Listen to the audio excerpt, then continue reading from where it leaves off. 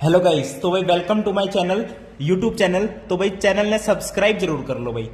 Chapter number first sets, class 11th maths, part number second के अंदर क्या करने वाले हैं। पार्ट वन की देखो हमने इंट्रोडक्टरी पार्ट किया था, उसको आप जाके देख सकते हो, इस प्लेलिस्ट के अंदर आपको वो मिल जाएगा। ठीक है भाई, अगर आप कहोगे तो डिस्क्रिप्शन बॉक्स में भी लिंक उसका डाल देंगे। भाई पार्ट वन में है ना बहुत अच्छा इंट्रोडक्शन मैंने आपको बताया है सेट्स का।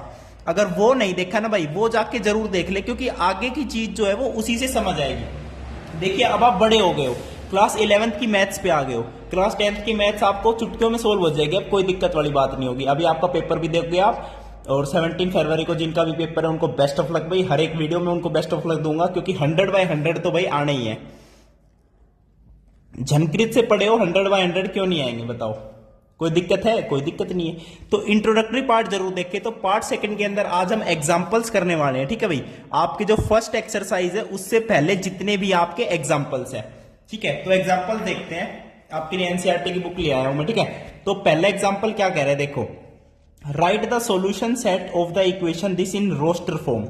ओके, इसको मैं लिख लेता हूं आपके पास। जो पहला एग्जांपल है उसके अंदर कह रहा है कि सॉल्यूशन सेट लिखना है किस इक्वेशन का, x² plus x minus 2 is equal to 0। इसका सॉल्यूशन सेट लिखना है इन रोस्टर फॉर्म। अब रोस्टर फॉर्म को याद करो, रोस्टर फॉर्म में हमने बताया था सिंपल करली ब्रैकेट्स में एंड और स्टार्ट करते हैं और कोमा से सेपरेट करते हैं, बस ये सेट की रिप्रेजेंटेशन थी। अब इसके रूट्स को set of equation right the solution set. अब उसने कहा है सॉल्यूशन सेट। अब सॉल्यूशन सेट का मतलब तो क्या है भाई, इसके रूट्स ही तो निकालेंगे, यानी इसके सॉल्यूशंस निकालेंगे। तो पहले तो इसके सॉल्यूशंस निकालेंगे। क्लास 10th में क्वाड्रेटिक इक्वेशन पढ़ के आए हो, तो इसको फैक्टराइज करोगे, बिल्कुल करेंगे भाई। कैसे कर देते हैं, x², ओके वेरी गुड, तो plus 2x and minus x minus 2 is equal to 0 हो गया ना भाई। भाई इनकी 2x माइनस एक्स तो x ही होता है, और इनकी मल्टीप्लाई करोगे तो माइनस 2x² हो जाएगा। Very good. तो इसका सॉल्यूशन सेट क्या आएगा आपके पास, x प्लस 2 माइनस 1 कॉमन ले लो, x प्लस 2। तो यहां से आपके पास आ जाएगा गाइज, एक आपके पास सॉल्यूशन आ जाएगा x is equals to minus 2, एक आपके पास सॉल्यूशन आ जाएगा x is equals to 1। Obviously दो ही सॉल्यूशंस आने। अब देखो सॉल्यूशन सेट में एक -2 है और एक 1 है, तो इसको कैसे रिप्रेजेंट करोगे, सॉल्यूशन सेट लिख दो भाई। सॉल्यूशन सेट लिख दो सिंपल। आपके पास क्या है, ये तो मैं बताने के लिए बता रहा हूं जो आपसे पूछ रहा है। बाकी रिप्रेजेंट आपका सिंपल ऐसे करना है, करली ब्रैकेट के अंदर क्या 1 कोमा -2। तो ये आपका क्या है, रोस्टर फॉर्म है। ओके गाइज, तो ये आपका फर्स्ट एग्जांपल था। अब सेकंड एग्जांपल में चलते हैं। ठीक है, सेकंड एग्जांपल क्या कह रहे हैं देखो, write the set x is a set such that x is a positive integer and x² जो है लेस देन 40 होना चाहिए। इसको रोस्टर फॉर्म में लिखो। देखो उसकी प्रॉपर्टी को बता दिया कि x क्या है। ठीक है, देखो इसको यही रहने देता हूं। सेकंड क्वेश्चन है, इसने कह दिया, मैंने क्या समझाया था भाई, यहां से स्टार्ट होता है, x is a set for all element such that, colon का मतलब है such that x is a, इसने बोल दिया positive integer, x is a positive integer, very good, and x² is less than 40, x² is less than 40, करली bracket के अंदर बंद हो गया। अब देखो पॉजिटिव इंटीजर है, इसका मतलब क्या है, ग्रेटर देन 0 होना चाहिए। सही बात है।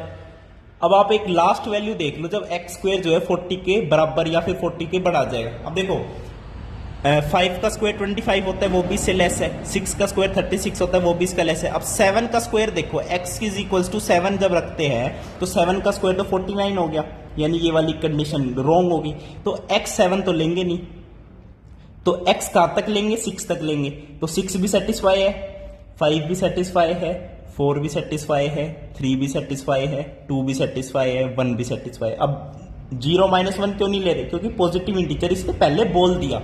तो इनको करली ब्रैकेट के अंदर बंद कर दो।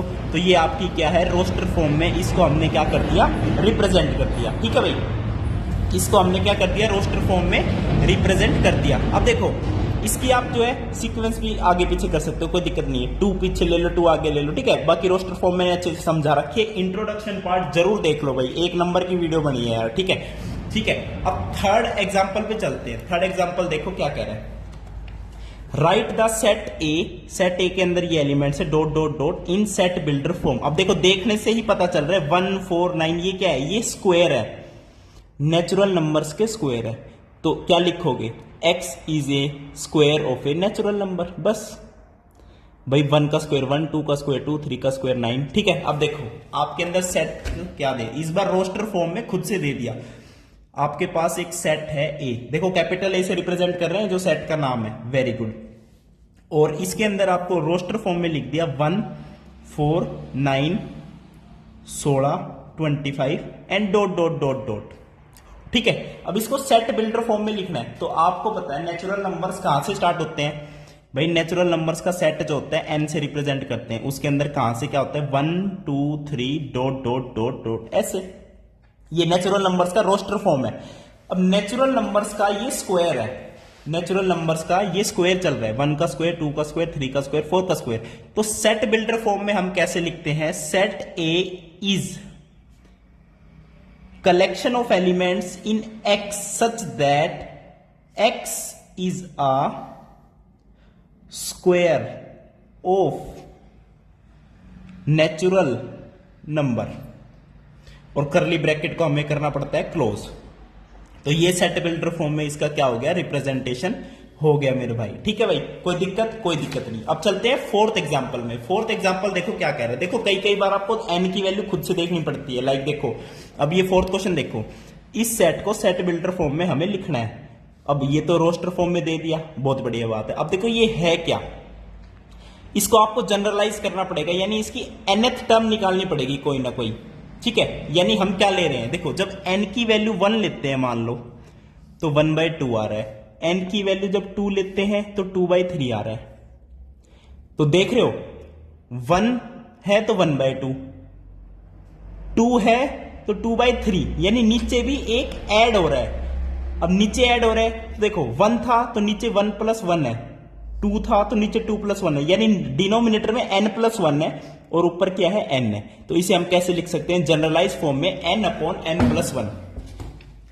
देखो आपके पास एक सेट दे दिया, मान लो ए सेट है कोई भी, उसके अंदर आपको दे दी 1/2 2/3 3/4 4/5 5/6 6/7। अब इसको जनरलाइज भी तो करना पड़ेगा, सेट बिल्डर फॉर्म में लिखने के लिए जनरलाइज करना पड़ता है। देखो सेट बिल्डर फॉर्म में लिखने के लिए इसको जनरलाइज करेंगे भाई, n की वैल्यू 1 है तो 1/2 है, यानी ऊपर तो देखो n है, n 1 लोगे तो 1 आ गया, 2 लोगे 2 आ गया, 3 लोगे। अब बात आई डिनोमिनेटर की, जब 1 ले रहे हैं 2 आ रहा है, 2 ले रहे हैं 3 आ रहा है, यानी n + 1 हो रहा है।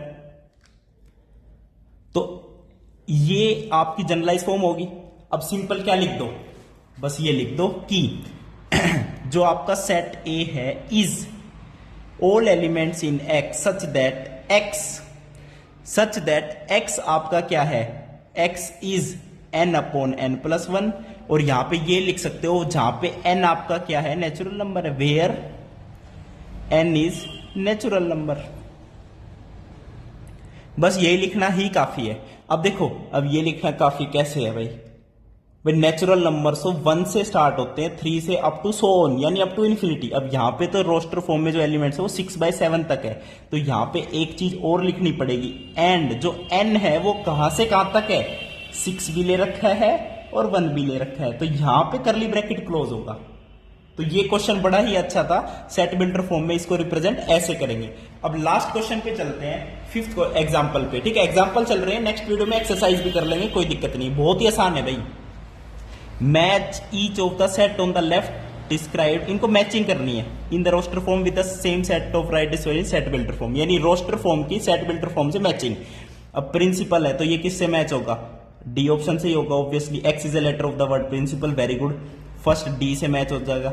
अब जीरो देखो, अब जीरो किस में मैच हो रहा है, जीरो किस में मैच होगा, चलो मान लो अभी आपको नहीं पता जीरो किस में मैच होगा, थर्ड पे चले जाओ, 1 2 3 6 9 18, ये देखो डी तो हो चुका मैच।